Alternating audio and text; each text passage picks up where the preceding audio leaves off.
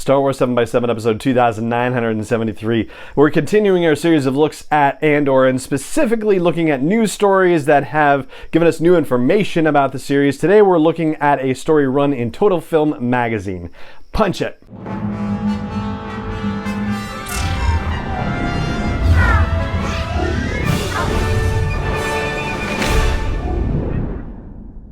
Hey Rebel Rouser, I'm Alan Voivod and this is Star Wars 7x7, your daily dose of Star Wars joy, and thank you so much for joining me for it. So before we begin, really quickly, if you don't mind, I mentioned this on yesterday's episode, and already you are starting to help out with this, and I'm so appreciative. So I talked about how I am aspiring to interview Mark Hamill for the 3000th episode of Star Wars 7x7, which is coming next month, and I'm putting the proposed questions for the interview out there for everyone to check out, including Mark Hamill himself. I'm tagging him as I post those, and I linked to where you can see those questions on Twitter at the blog post for the show's episode at sw7x7.com and in the show notes in yesterday's episode, and I'm going to do it in today's episode as well, and later today I will post the third proposed question for him, and I'll have that linked in future episodes as well. And if you want to help make this happen, one thing you can do is retweet and share with your own audience these questions and your enthusiasm for hoping that Mark Hamill will actually answer them and come on the show for an interview. So hopefully that sounds cool to you and you would be cool with retweeting and sharing and letting Mark Hamill and the rest of the Twitterverse know that it would be awesome for him to come on the show. And thank you very much for considering doing that. All right, so let's dig in. Total Film magazine released their September 2022 issue, and the Andor series is not the cover story. Unfortunately, that honor went to Dwayne Johnson and Black Adam, so good for him, I guess. But there is a significant Andor story in there, and there are interviews with Tony Gilroy and Diego Luna and Genevieve O'Reilly and Denise Goff and Kyle Soller. This is great stuff. And so here's some things that we find out from this article. For a start, one of the things, and I think I've seen this elsewhere and we're probably going to be talking about it, it might have come out somewhere else, that Marva, who's played by Fiona Shaw, she's the one who has that line of that's what a reckoning looks like at the end of the first teaser for Andor, right? She is Andor's adoptive mother in the show. And according to Tony Gilroy, we're going to find Cassian in a place where he's lost, he's desperate, he's the kind of person that you don't want to see coming at you in the other direction in a dark alley, and he hopes that he will not exactly be likable. He'll not exactly be a person with whom you can immediately sympathize at the start of the series, but that eventually he will grow on us. And he also says that it helps that it's Diego Luna because, you know, Diego Luna is Diego Luna, basically. He's got that star quality, don't you know? And Gilroy also says that for Rogue One, he was the Doctor, whereas he gets to be starting from scratch with the Andor series. And I thought that was a little bit interesting for the inside baseball aspect of things about how Stephen Schiff was initially the person who was going to be running the show with this, and instead now it's Tony Gilroy. So does that mean that they took anything that Stephen Schiff developed for this and just, you know, said, nope, sorry, we're going to have to go with another direction entirely and just let Tony Gilroy build everything from scratch? It seems like there is some stuff that they did take with them from the early development phase before Tony Gilroy got in, like the Beau Willimon stuff is there, like he's credited in scripts and whatnot. They've also confirmed that the planets of Ferrix and Coruscant are going to appear throughout the series. So Coruscant, of course, is Mon Mothma's base of operations for all intents and purposes, and Ferrix is going to be Cassian's base of operations for all intents and purposes. And also on Ferrix is this Kyle Soller's character, Cyril Karn, who is an inspector. That's the only title that we've been given.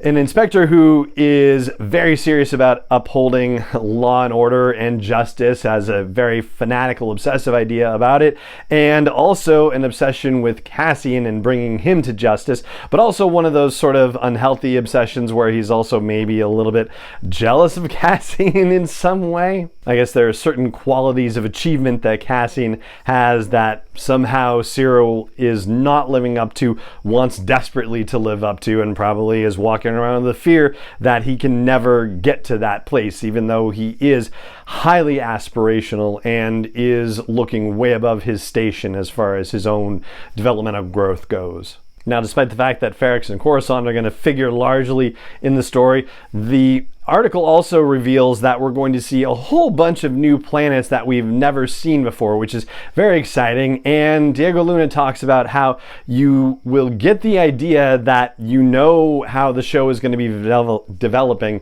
after the first 3 episodes. And then from there, it absolutely sounds like it turns on a dime, where he says you're going to be like, what is happening and where do these people come from and what's going on here? And to me, that sounds very much like we're going to get, sort of an origin story of sorts, like we've talked about in previous episodes of Cassian, and getting him to a place where he can start taking on missions for the nascent rebellion, if you will, and whatever this business about who are these people and what is this world and what is going on is really about the kinds of missions that he's going to be undertaking at the start. But they have also confirmed that this is going to be Mon Mothma's story as much as it's going to be Cassian Andor's story, and it's also a story about how the Alliance to Restore the Republic actually comes into existence. So we're going to see different factions, and apparently that goes beyond seeing Mon Mothma's idea of rebellion and Saw Gerrera's idea of rebellion. They give you the implication that there are multiple groups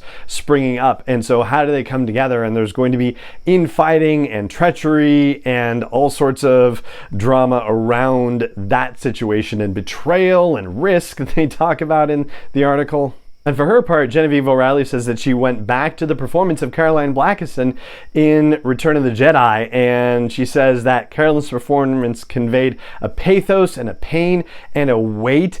And one of the things that Genevieve O'Reilly thought to herself was, how did she arrive at that place? What are the things that she went through and experienced in order to be the person that we saw in Return of the Jedi? And Genevieve O'Reilly says that we're going to get some of the answers and get some of the way toward who that person was that we met in Return of the Jedi. That, of course, is going to be particularly fascinating because Mon Mothma is also very much a pacifist, and yet, there are certainly militaristic elements to this rebellion, and so it'll be interesting to see how she finds the line and how she negotiates her own morals around this with what actually needs to be done. It's been really interesting to see how that plays out in other media, like, for example, in the most recent novel by E.K. Johnston, the most recent Padme novel, where there's questions about aggressive negotiations that Padme gets involved in, and Mon Mothma doesn't necessarily approve of Padme's methods, but Padme says, look, if you're getting me involved, you know what you're getting.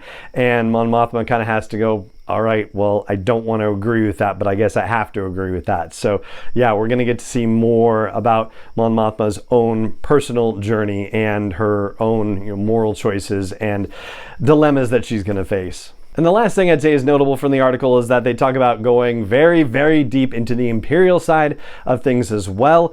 And Denise Goff talks about her character being, a woman in a very paternalistic, misogynistic empire, and that she has to work 10 times as hard to be, where she is and be so much better than anyone in the room, which of course is something that I think is pretty relevant to today's world as well. And she makes note of that too. But it also means that there's perhaps a level of ruthlessness in her character that goes well beyond what we might be used to seeing, perhaps, or, where other characters might have taken things to. And so, on the one hand, maybe you might root for her, and on the other hand, you might be like, why are we rooting for her? She's absolutely nuts. So, I don't know, we're going to have to see how that goes. But that right there pretty much wraps up everything that you might want to know from the Total Film article in the September 2022 issue.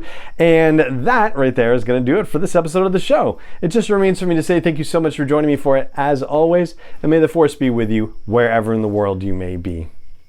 7 is not endorsed or sponsored yet by Lucasfilm Limited, Disney, or 20th Century Fox, and is intended for entertainment and information purposes only. Star Wars, the Star Wars logo, all names and pictures of Star Wars characters, vehicles, and any other Star Wars related items are registered trademarks and/or copyrights of Lucasfilm Limited, or their respective trademark and copyright holders. May the Force be with them. All original content is copyright 2021 by Star Wars 7x7. We hope you love it.